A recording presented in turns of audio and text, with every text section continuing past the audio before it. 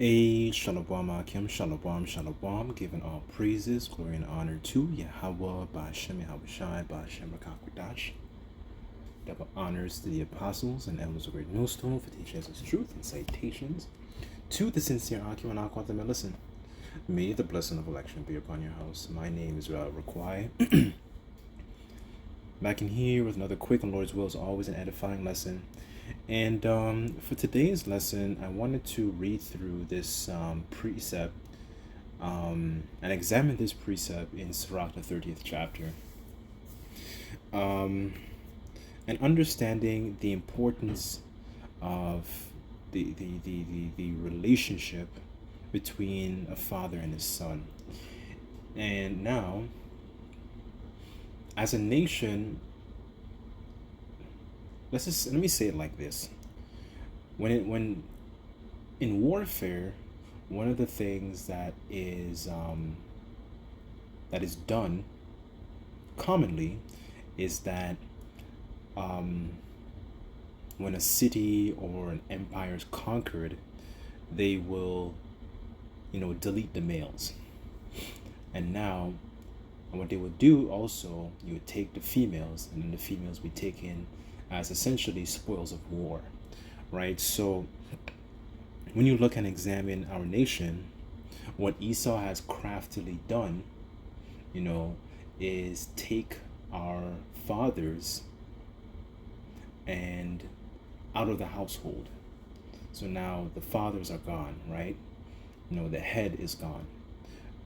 Now uplifted the women and now contaminated the minds of our women, right? So to see that family structure destroyed is a pleasant sight in the eyes of the enemy, right? This nation is conquered, right? So let's think about it in terms of warfare, right? Because it's still warfare to this moment, and our people don't see it like that. They just see it as, okay, there's a problem, we have to build up our so-called communities and so on and so forth. But you don't understand that, this is seeing your family structure in disarray, seeing your men in disarray, and your fathers out of the household, and your sons or your children in complete what's the word I'm looking for? Complete just messed up in the head, completely emotional, and essentially becoming a terror unto their own people. That is a pleasing sight in the eyes of the enemy, right? So I want to read it. I just want to read the precept, and Lord's will, this this lesson will be edifying, right? Because I wanted to go through this to understand the why is it such a grievous thing in the eyes of the enemy. When you go through Psalms, the 83rd chapter gives you the list of enemies. Why is that such a grievous sight, amongst the enemy?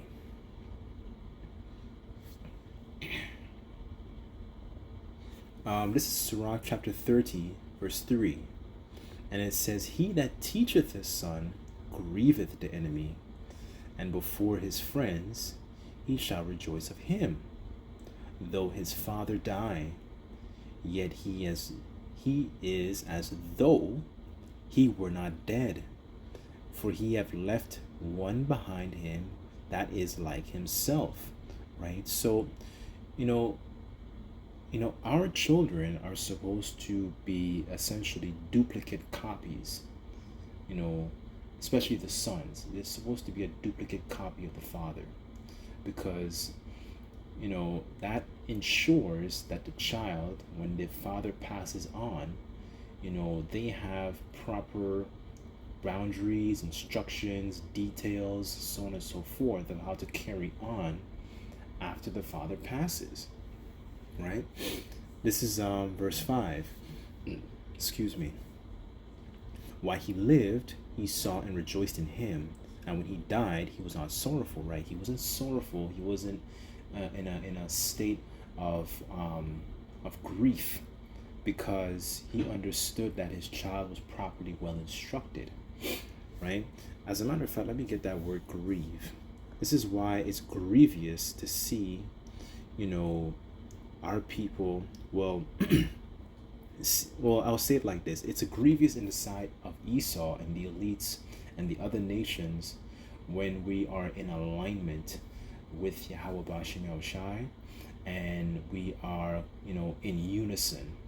That is a treacherous wound in the eyes of the enemy, right? Understand that, because the enemy would rather see you in transgression. They would rather see you sagging your pants. They would rather see you shooting each other up on a block. They would rather see you making music and committing adultery with other men's wives. They would rather see you, doing a bunch of abominable things that keep you in transgression against the Heavenly Father. So when you look at, for example, rappers, when you look at artists, when they, for example, just use the men as an example. When you look at a lot of these male Israelite celebrities who are dressing up in, whether it's in drag, whether they be putting on a dress, a lot of our, rappers, they do this. You just type it in, for example, there was a lot of sports players that do this. When you see them doing those things, it's not only are they paying homage to those particular gods, right? But they're also keeping themselves in transgression against the power, against our power, against Yahweh Bashim Yahushua, because there are, certain things, guidelines, tenets, law, statutes, and commandments that we're not supposed to, that we're supposed to follow, I should say. Let me say it like that, right? And for example, like I mentioned about the dresses and the painting of the fingernails and so on and so forth, all that, keeps them away from the Lord. That is not a pleasing sight in the Lord. So when the enemy sees that, going back to the precept, that's not a grievous sight. It's a pleasing sight, right? So I'm just explaining the difference between the hopeful elect and the difference between the majority of our men. Why it's a grievous thing in the eyes of the enemy to see us in unison, putting away of the ways of the heathen, like in Jeremiah the 10th chapter, where it says, learn not the ways of the heathen, because their customs are vain, right? Putting off these different ways is a grievous sight in the enemy. Having that brotherly affection, calling upon the name of our power, is a grievous thing in the eyes of our enemy. Becoming a lot more knowledgeable and, attempting and making an effort to please our power is a grievous sight in the eyes of the enemy, right? So when I say grievous, this is what it means in the etymology here. It says to make worried, depressed, to make angry, enraged, to be physically painful, cause discomfort. It says to cause grief to, disappoint, a cause of sorrow, injure, harass, oppress. It says causing pain, cause sorrow over with another. See if there's any more here. So essentially, that's pretty much the point. To make worried. That's a worrisome thing, because our people don't understand the power it is to be in alignment with their power. They don't see the power in that. They see, for them, they think power is essentially is limited to the dollar bills in their pocket. They don't see the value in being in alignment with their power. And I'll give you an example of that. When one of our forefathers, King Hezekiah, one of the things, him being essentially a righteous king, when he was being besieged by the Assyrian king Sennacherib, he made his plea, he made a supplication towards the Lord, right?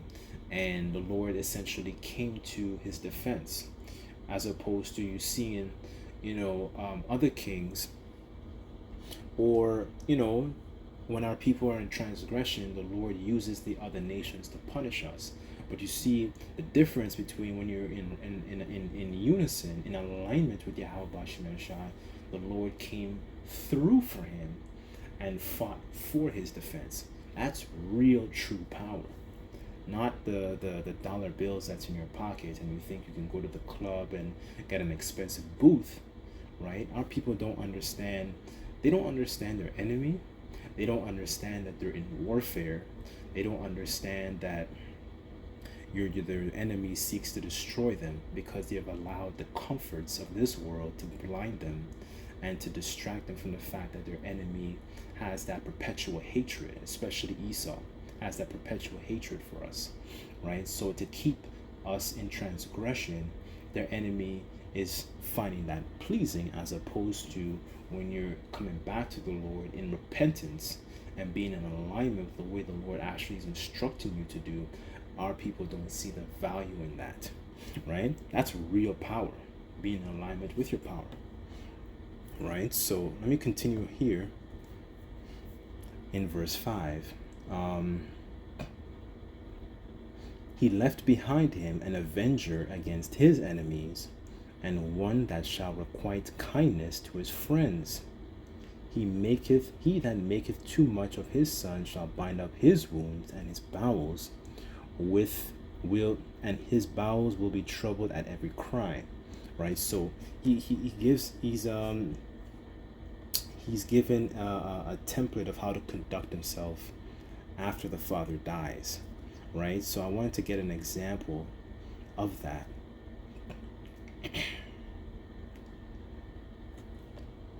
Because understand, when going back to the example of warfare, our people don't understand that they're still in warfare. You know what I'm saying? They're still in a space, where the enemy doesn't like you. And what proves that is the way Trump handles our people. But they don't see to understand that the Lord is punishing you for your wickedness. This is 1 Kings chapter 1 verse 1, and I want to read down. I'll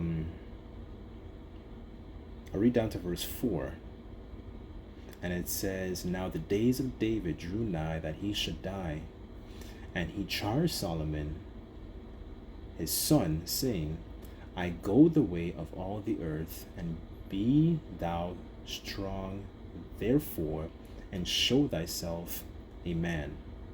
Keep the charge of the Lord thy power, and walk in his ways, and keep his statutes and commandments, and his judgments and his testimonies, as it is written in the laws of Moses." Now, here it is. David is on like his deathbed, and he's imparting unto his son the proper instructions of how to conduct himself after he passes. Now, when you think about it, this is an example of spiritual inheritance, because as a people, we don't inherit good counsel from elders, or we don't inherit good examples of our forefathers, because we've discontinued from our heritage, and Esau has destroyed our family structure. So uplifting the father and getting rid of the fathers and uplifting the mothers, has caused our children to not have an understanding of their culture or their history of where they actually came from. They're lacking those things. So they're lacking proper examples of how to conduct themselves when they grow up now. They don't have any sort of templates, no guidance, nor anything to reference to, because they don't even think they're capable of actually doing anything. And when your enemy, and this is another part of warfare, you send the children to the school system, and they indoctrinate you with their history. So your children, they go to, for example, they go to these schools, They learn about the father of, psychology and sociology. They learn about Sigmund Freud and Karl Marx. They learn about, all these different philosophers, Renaissance people, but they never learn anything about their own history. And if they do learn anything a little about their history, it only goes back far as Malcolm X and Martin Luther King. They don't go back into the righteousness, the examples of our forefathers. Go back to the examples of Yahushua when he exemplified humility, him actually speaking with authority. They don't have these examples of how to conduct themselves because that understanding, is lost when you send your children off to these indoctrination camps, because that's really what it is, because they're not learning their own history, right? Going back to the ways of our forefathers and how they exemplified righteousness in different, whether it was in captivity or they were actually sovereign, right? The scriptures say that the things that are written aforetime are written for our learning, right? Let me go back here. And it says also keep the commandments too, because it's one of the things, our children don't inherit these important traits. They don't inherit the proper culture of how to actually conduct themselves. So this is very, very crucial here of what David is doing and imparting unto his son Solomon. And as a culture, as a nation, we've lost that, right? This is why, going back to the title, it's a grievous thing in the eyes of the enemy, because we're being schooled, by Yahweh Shai to actually how to please our power and coming back to our nationality and actually being in unity. And that's another threatening thing that the enemy doesn't like. The enemy would rather have us calling upon, Jesus and Buddha and fighting over primary colors. The enemy would rather have us, living an alphabet lifestyle. They would rather have us, sleeping with each other's wives. They would rather have us in prisons, living a sodomite lifestyle, and that constantly keeps us in transgression, and plus that also makes them money. So our people don't understand they don't understand how crafty your enemy actually fights. That's why the scriptures say, turn thou, O Jacob, that thou mayest be illuminated, because you get an understanding of how your enemy fights, right? As a matter of fact, I'll read that and I'll go back to this account. This is Baruch chapter 4, verse 1, and it says, this is the book of the commandments of the Most High, and the law that endureth forever. All they that keep it shall come to life, but such as leave it shall die. And this is what the scriptures say, that the wages of sin is death, because we've taken on the ways of the heathen, these different odious works, and it is basically has seduced us into a lifestyle that keeps our enemies in a very pleasing state, where they actually are rejoicing at the fact that we're not in unison, that we're not pleasing our power, right? This is verse 2. It says, turn thee, O Jacob, and take hold of it, and walk in the presence of the light thereof, that thou mayest be illuminated. Be illuminated to the way, the way your enemy fights, the way your enemy tackles, because your enemy is very, very crafty.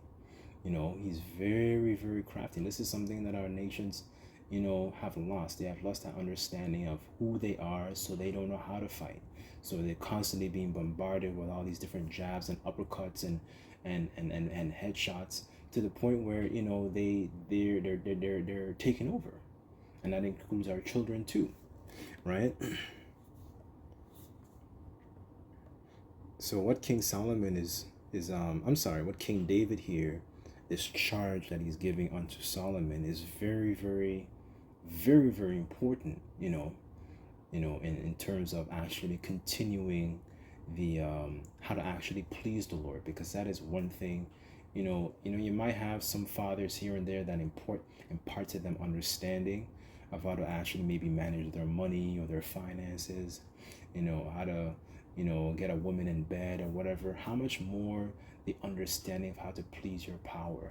So your power is actually fighting for you rather than against you, right? That is real true power, right? So it says here in verse 3, and it says, keep the charge of the Lord thy power to walk in his ways and keep his statutes and his commandments and his judgments and his testimonies, as it is written in the law of Moses, that thou mayest prosper in all that thou doest, and whithersoever thou turnest thyself, that the Lord Yahweh may continue his word and speak concerning me, saying, if the children take heed to their way to walk before me in truth with all their heart, or their minds, with all their soul, there shall not fail thee, said he, a man on the throne of Israel. Right? So this is it's really important. It's really important for the child to continue having that understanding, right? But we see here, because as a nation we're conquered, we see basically examples of ungodly children. That is, you see YN culture, you see so-called black culture. That is not the way our sons are supposed to behave, right?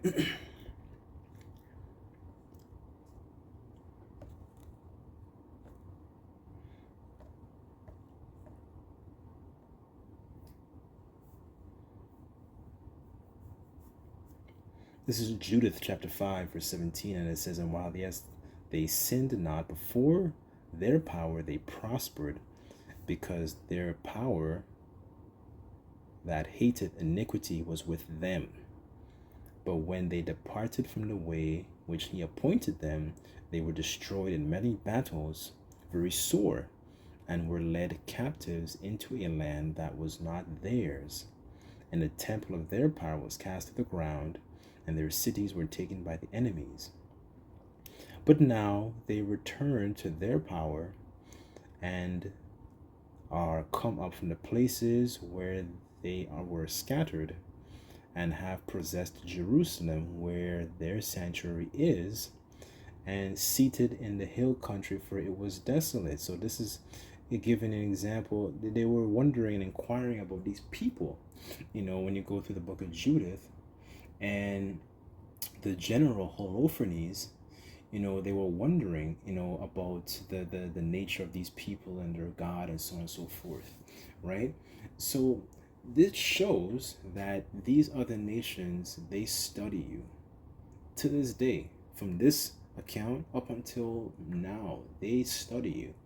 Jake doesn't understand how well they're being studied, but you don't study as much as, Esau has, he studies. He's the scriptures say, thou art wiser than Daniel. So you see how well the other nations study you, and because they're so well studied, they study how to keep you down. And the way that we're behaving, starting with our apostles and elders on down, standing in great boldness, that is a terrifying sight in the eyes of the enemy, being in alignment with our power, because they understand that when we're doing so, our power will fight for us, right? Let me get my last, where is it? Hold on. Going back to that grief.